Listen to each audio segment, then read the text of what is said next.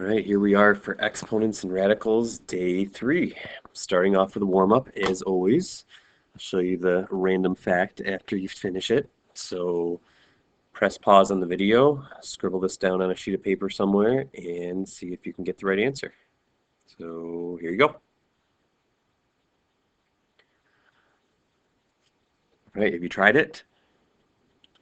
Hopefully you have. What's the first step? Distribute exponents. So I'm going to put a 1 here because 2 doesn't have an exponent on it, and it's going to have one after I distribute it. So this becomes 2 to the negative second, x to the negative sixth, y to the second, all over 3, x to the negative second, y to the fifth. Okay, so we've distributed. Now what?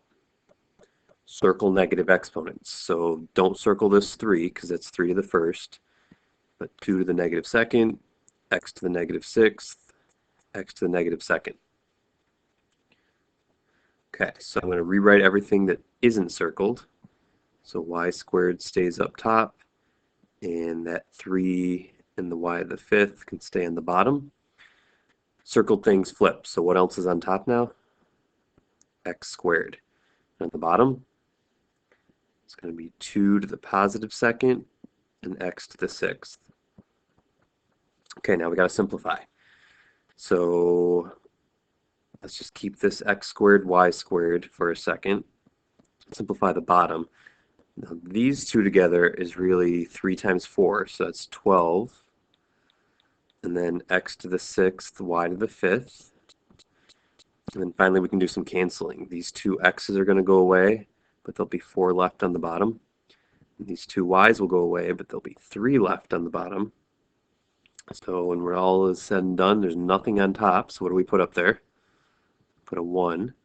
And on the bottom we've got a 12, x to the fourth, y to the third. And that would have been it. If you made a mistake, hopefully you see where you went wrong. But that is the answer.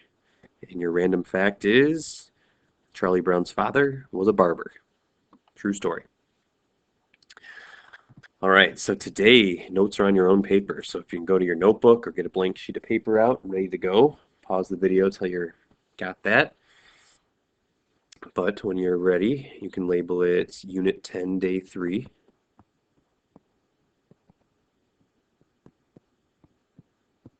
And we're going to call this Simplifying Nth Roots.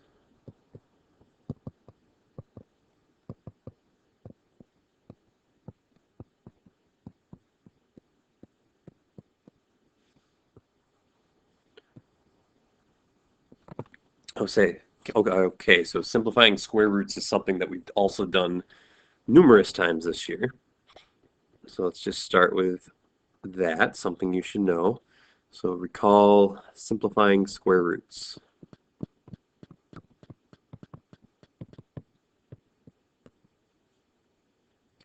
So first off, what's the square root of 16? 4. Soup ease. Because 4 times 4 is 16. All right. What is the square root of 20? Well, it's not a perfect square, so you got to think of the biggest perfect square that goes into it. That's 4. 4 times 5. And what is the square root of 4? Since that's a perfect square, we would say that that's a 2. So a 2 is not going to be in the square root. Radical 5 has to stay under it. So 2 radical 5.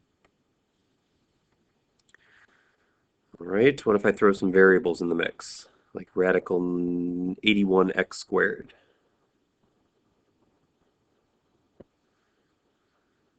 Well, both of those are perfect squares. Radical 81 is 9. And if you had the square root of x squared, what would that equal? Just x. So this is just 9x. All right, now when we get a little trickier,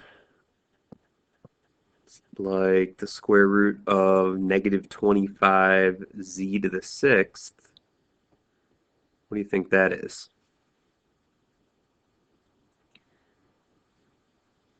it'd be 5i z to the third. If you got that, good job. If you forgot, remember, square root of -1 is equal to I. So anytime you see the square root of a negative, it's definitely going to be I. So what I really did with this one is I said, okay, this is the square root of -1 times 25 z to the sixth. So that -1 came out as an I, the 25 under the radical came out as a 5, and the square root of z to the sixth is z to the third, because z to the third times z to the third would be z to the sixth. Okay, so that's all fine and good, but if I give you fourth roots or third roots or any other type of root, knowing like perfect cubes is a little trickier than perfect squares, and not many of you know perfect quartics or perfect fifths or whatever you want to call them. So I'm going to give you a new way to do these. So a new way to simplify any type of root is with something called a prime factorization tree. And you probably haven't done these in a while, but I'm pretty sure you've all done them at some point in your life.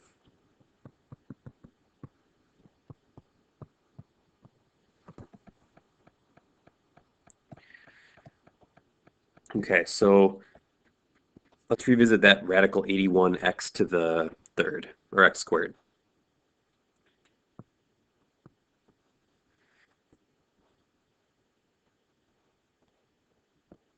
Now we said earlier that that's 9x, and if you can get that, I would never expect you to do this new way that I'm showing you.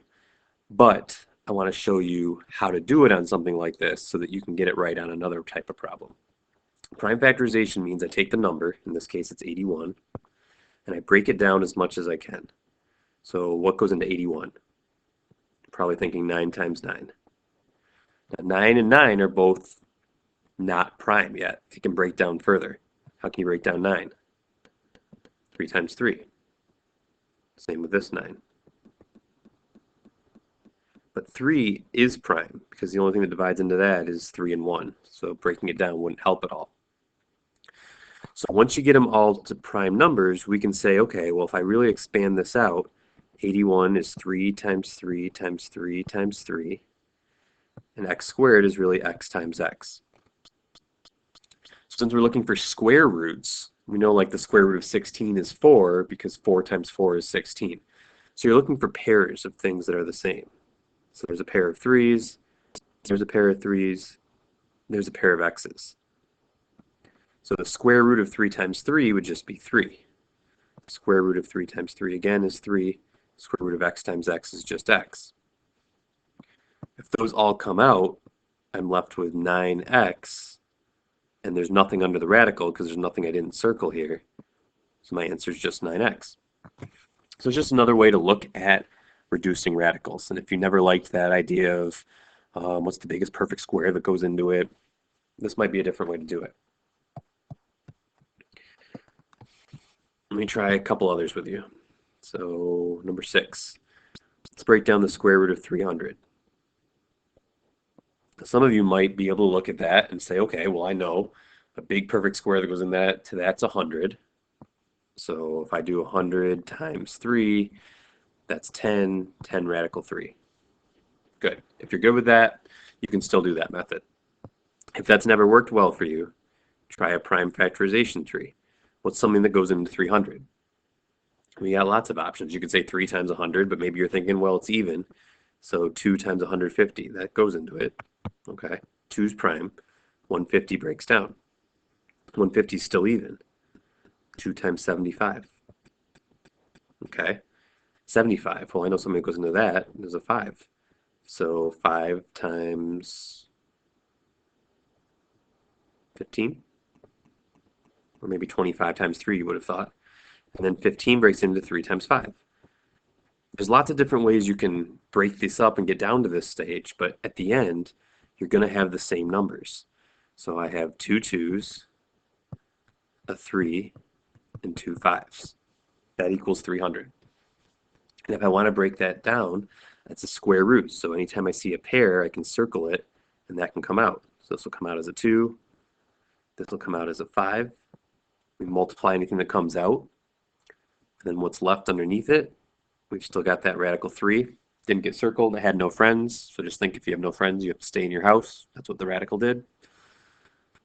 And I get 10 radical 3. Same answer that I got before. Okay. So I think that people have a lot better success with simplifying radicals this way, especially since I know people have had trouble with this in the past. And when I get variables involved, it's a nice way to do it too. There's just a lot less thinking involved. Let's try 72x squared y to the third.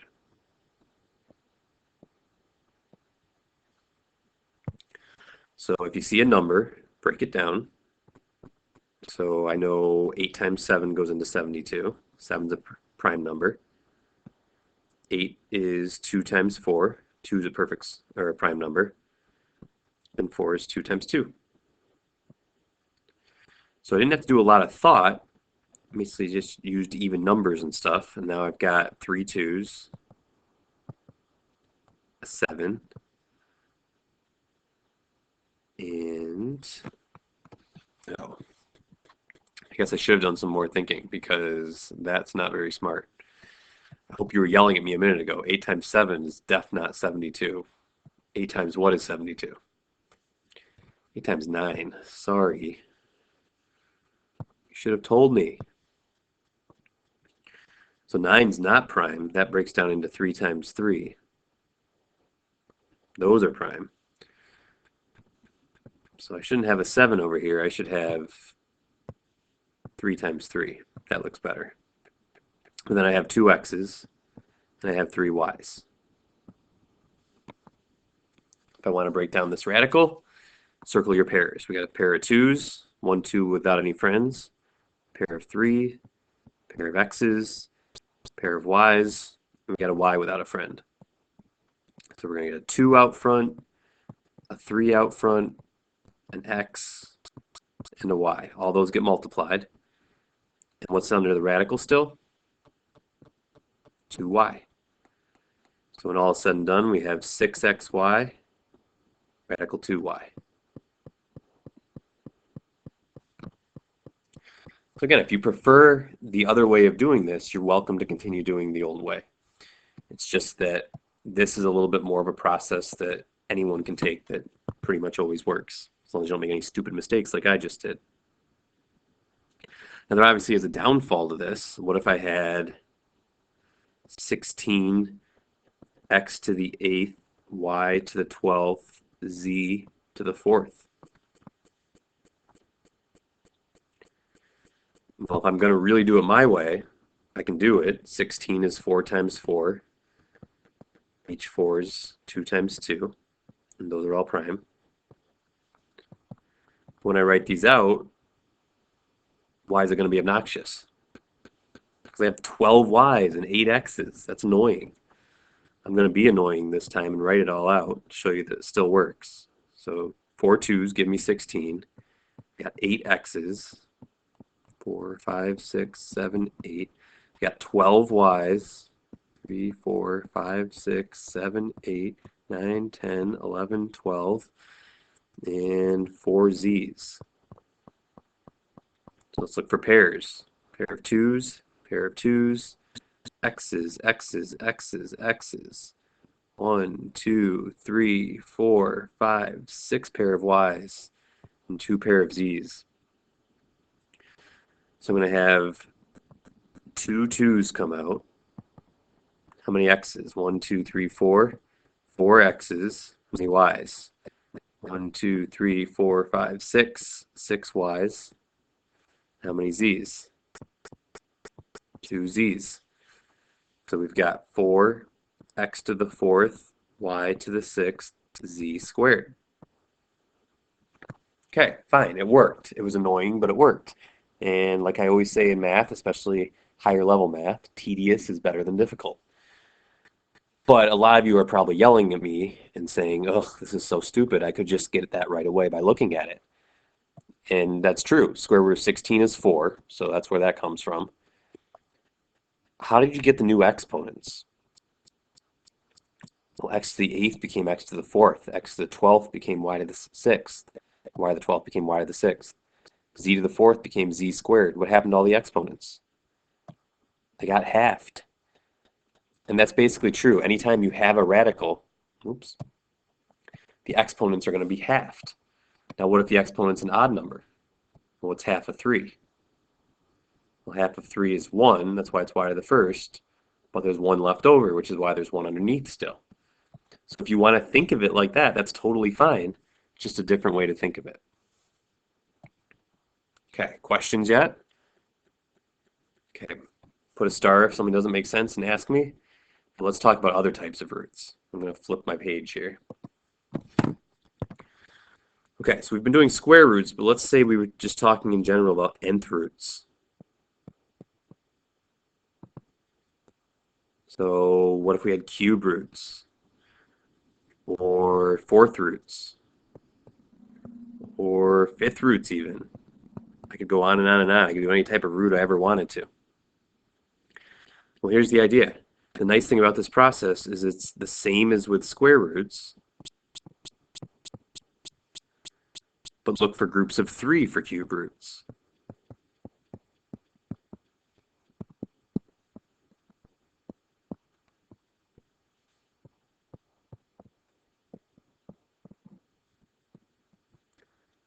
What do you think I'd look for groups of with the fourth root? Groups of 4 with fourth roots.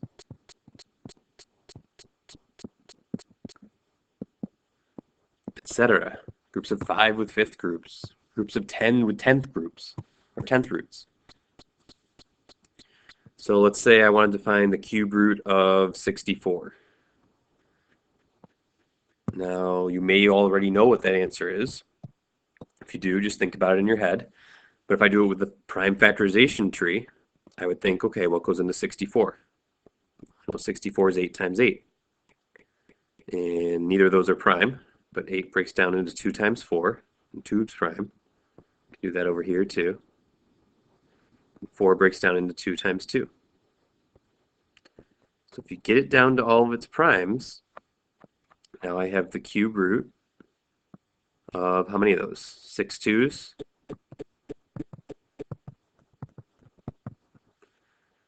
And since it's a cube root, I'm not looking for pairs anymore. I'm looking for groups of 3. So there's 1. That'll come out as a 2. There's another 1. That'll come out as a 2. So what's my answer? 2 times 2?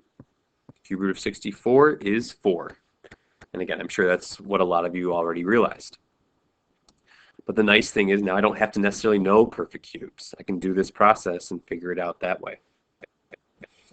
Plus, it makes it a lot easier when you're dealing with something that's not a perfect cube, like the cube root of 54z to the 7th.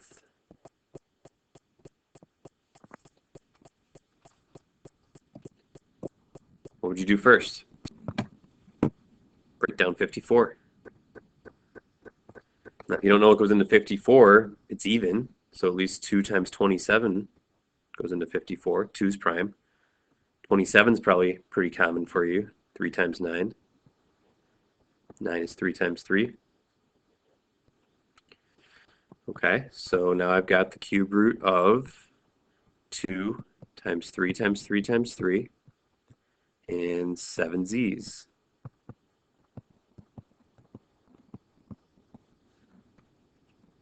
Okay, what am I looking for? Groups of 3. So that'll come out as a 3. Got a z that can come out with those 3. Another z that can come out with those 3. We got some stuff left over. So we've got 3z squared out front. Under the radical, we still have 2 and 1z because they had no friends. Okay, now I made a common mistake here that I would love to take a point off for if you do this on the test. Anyone see what it is? It's not the square root of 2z. It's actually, oops, go back where you were. It's actually the cube root of 2z. You need that little 3 up here, signifying a cube root. So if you think you're someone that's going to forget that and lose a stupid point, make a note that it's not 3z squared times the square root of 2z. Totally different. You need that 3 there. Okay, now let's look again. I think this prime factor stuff is the best way to deal with these numbers because a lot of you aren't that familiar with perfect cubes. And to know that 27 times 2, the cube root of 27 is 3, might be a little tricky. But how about the z's? Rather than writing out z to the 7th, how could I have known that there were 2 out front with 1 left over? Well, think about it. When it was the square root, what did I do to the exponents? I divided it by 2. What do you think I do with the cube root with exponents? I'm dividing it by 3. 7 divided by 3 is 2, goes in 2 times, but there's 1 left over. Okay, if you like that trick, it's a little bit faster with more annoying numbers.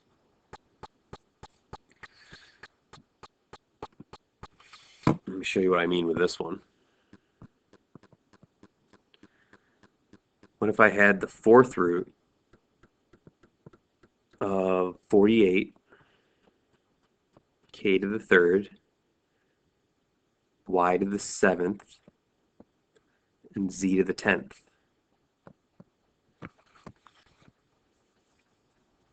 Now here's where it really starts to get tricky. A lot of you don't know what's a perfect 4th that goes into 48. Doesn't matter. I can make my prime factorization tree for 48. And it's going to be, what goes into 48? For sure, 2 and 24 do. Most of you know something that goes into 24. Let's try 8 and 3. And then when you get to 8, if you start realizing that 8's 2 times 2 times 2, you can kind of cheat. Instead of saying 2 times 4 and then 4 is 2 times 2, we can just break it up like that. So this is the 4th root. We got 4 2's and a 3.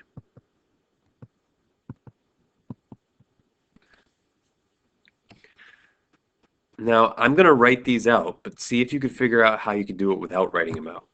I've got 3 k's. I've got 7 y's. I got 10 z's.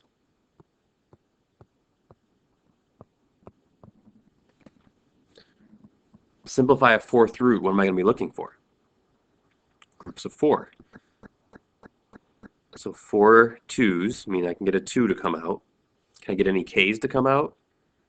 Nope. Can I get any y's? I only got one group of 4 that can come out. But then I got these 3 y's that aren't enough. So how could I have known that only one y was going to come out if it was y to the 7th and the 4th root?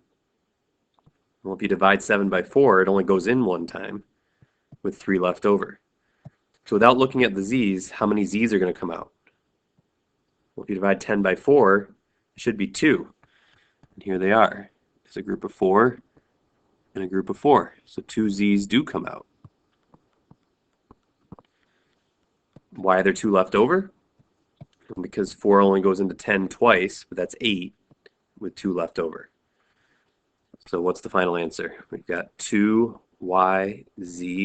squared, and then under the root we still have a 3k cubed y cubed z squared. All good? No, it's not all good because I'm missing the 4th root. Put the 4 there. Okay. That makes sense? See the shortcut way? If you like the shortcut, again, use it. If you don't, I'm fine if you do it out the long way every time. Okay, now this last example, before I have you try a couple, I'm going to star because there's something important about it. What is this? Number, what am I up to? I guess I went out of order. I called that last one example 4. Now I'm going back to example 3. Example 3 is the cube root of negative 8x to the sixth, and I want to compare that, so versus the square root of negative 8x to the sixth.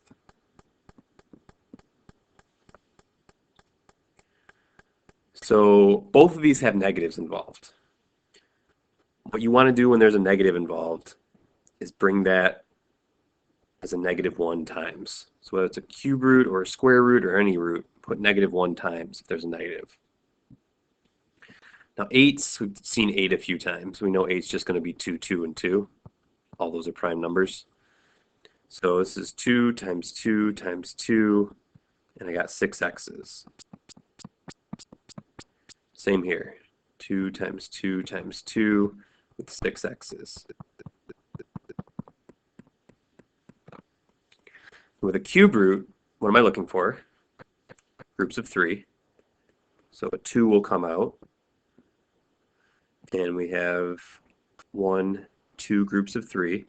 So 2 x's will come out. With a square root, we're looking for groups of 2. So I still get a 2 to come out, but 1's left over. And this time I get 1, 2, 3 groups of x's. So 3 x's are going to come out.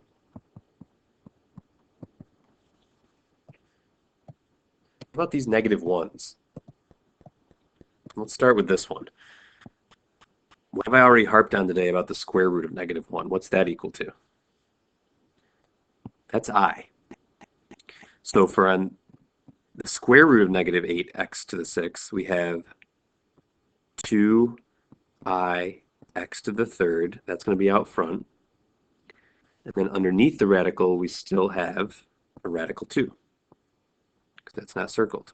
And that's done. But what's the cube root of -1? It's not I. Cube root of -1, I'm going to put a note here, is -1. Cube root of -1 equals -1. And the reason that is because -1 times -1 times -1 is -1. I can have a group of 3 -1's multiplied together and get -1. I can't have a group of 2 -1's multiplied together and get -1. It'd be +1. So that's why that's I. But if you see a -1 under a cube root, that's going to come out as -1. So this answer is just going to be -2x squared. There's nothing under the radical, so there's nothing left over. See the difference there? So cube root of -1 comes out as a negative. Square root of a -1 comes out as an I. We're not even really going to talk about what comes out with fourth roots and things like that, so don't worry about that. Okay, so those are all my examples. I'm going to flip my page and have you try a couple. So I want you to try to see if you can do these. I want you to first do the square root of 48, a to the fourth, b to the ninth. And then I want you to try the fourth root of 243, x to the fifth, y to the ninth, z to the eighth. And then finally, you can end with the cube root of -128. Okay, so pause this video right now and take maybe 5 minutes, try those, then play the video, see if you get the answers right. You can do the long way with all of them if you want. If you want to try the shortcut way, if you understood that, might as well try it and see if you get the right answer. If you do, great. If not, go back to the long way. But pause it and give it a shot.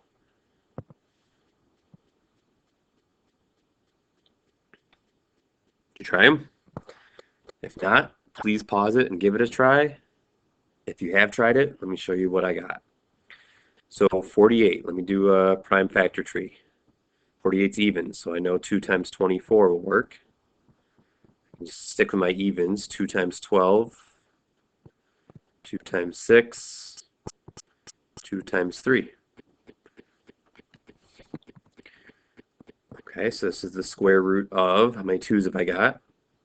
4 of them. 2 times 2 times 2 times 2 times 3. And we got 4 A's and 9 B's.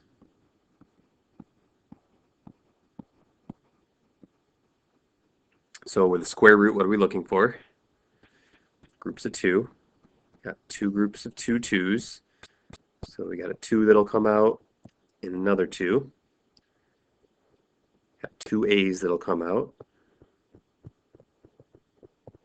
And we've got 1, 2, 3, 4 B's, but there's 1 left over.